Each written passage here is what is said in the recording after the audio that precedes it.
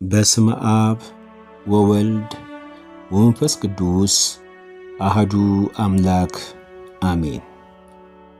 ቅዱስ ዮሐንስ ሐጺር። ቅዱስ ዮሐንስ ሐጺር በላይኛው ግብፅ አካባቢ የተወለደ ሲሆን ዕድሜው 18 ዓመት ሲሆነው የእግዚአብሔር ቸርነት አነሳስታው የመላእክት የሆነ አስኬማን የመንኩስና ልብስ ይለብስ ዘንድ ወደ አስቄጥስ ገዳም ሄደ። ከዚያም በደረሰ ጊዜ አባ ባይሞይ የሚባለውን አንዱን አረጋዊ አባት ተገናኘው። ዮሐንስም ሰገደለት፣ ወደ እርሱ እንዲቀበለውም ለመነው።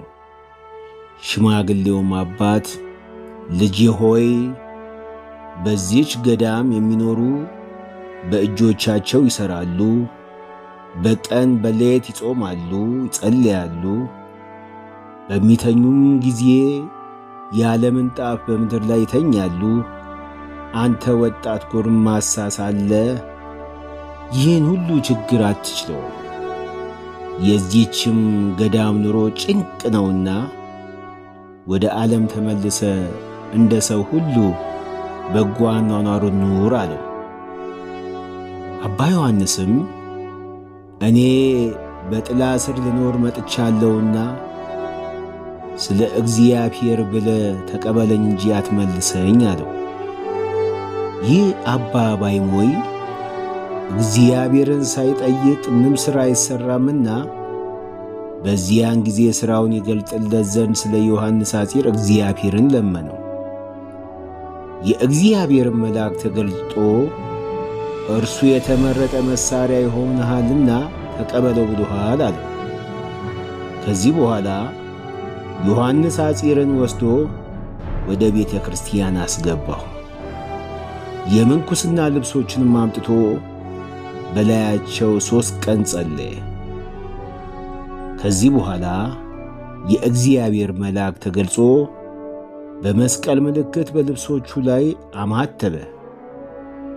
አረጋዊውም እነዚያ የምንኩስና ልብሶች ለዮሐንስ አለበሰው። ከዚያች ቀን ጀምሮ ቅዱስ ዮሐንስ ሐጺር ተጋድሎንና አገልግሎቱን ጀመረ። አባ ባይሞይም ሊፈትነው ወደደና ደብድቦ ከአንተ ጋር መኖር አልሻም ብሎ ከባቱ አስወጥቶ አባረረው። የከበረ አባ ዮሐንስም ከሜዳ መካከል በውጭ ቆመ። በየቀኑም በጠዋት እየወጣ ከዚህ ላይ አልሻም እያለ ይመተዋል። እርሱ ግን አባቴ ሆይ ይቅር በለኝ ብሎ ከእግሩ በታች ይሰግዳል። በሰባተኛው ቀንም ወደ ቤተ ክርስቲያን ሊሄድ ሽማግሌው አባ ባይሞይ ወጣ። አባ ዮሐንስንም 7 መላእክት ከበው አክሊላት ሲያቀዳጁት አያቸው። ከዚያን ጊዜ ወዲህ መፈተኑን ተወው፣ ወደ መኖሪያውም አስገባው።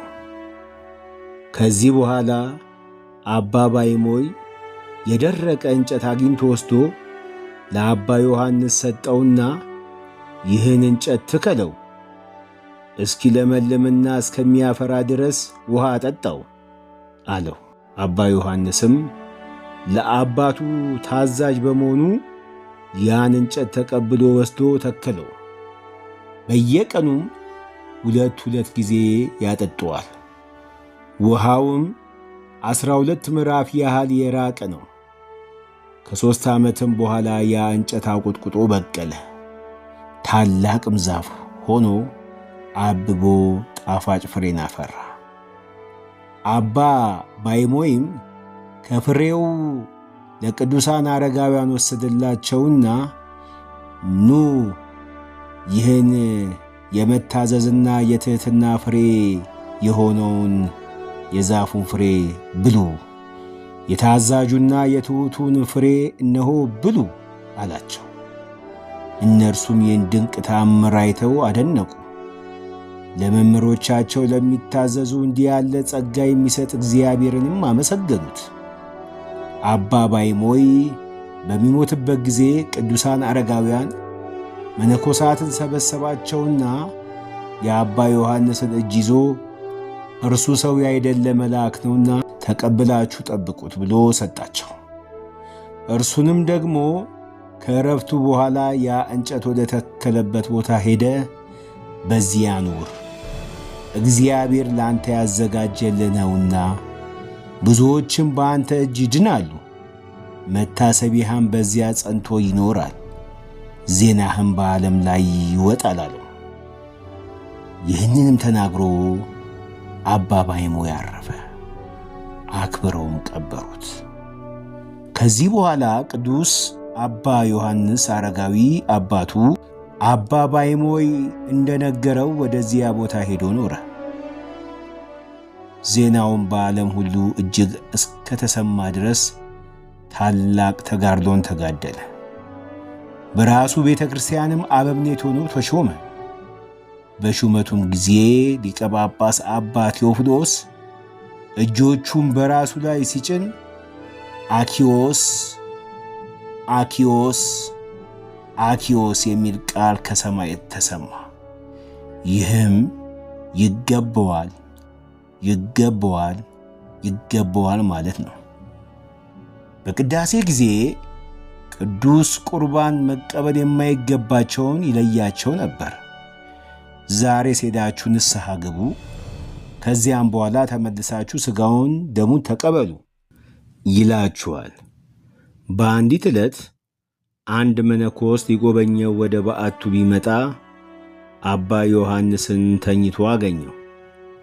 የእግዚአብሔርን መላእክት በላዩ ይጋፉ፣ ክንፎቻቸውንም ያርገበግቡ ነበር። አንዱም መልአክ ሌላውን ተወኝ፣ ክንፌን በላዩ እኔ ላኑር ይለዋል። ይህንንም አይቶ እግዚአብሔርን አመሰገነው።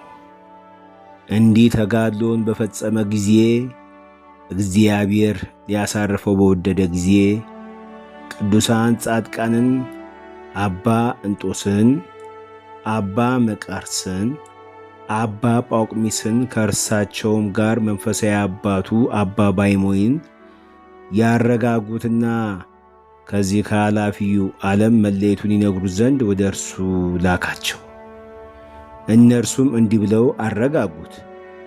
ደስ ይበልህ፣ እግዚአብሔር የማያልቅ ተድላ ደስታን አዘጋጅቶልሃልና ክብር ይግባውና ጌታችን እንዳዘዘ በእሑድ ቀን ሁለተኛ ወደ አንተ መጥተን ወደ ዘላለም ሕይወት እንወስድሃለን ብለውት ባርከውት ተመለሱ።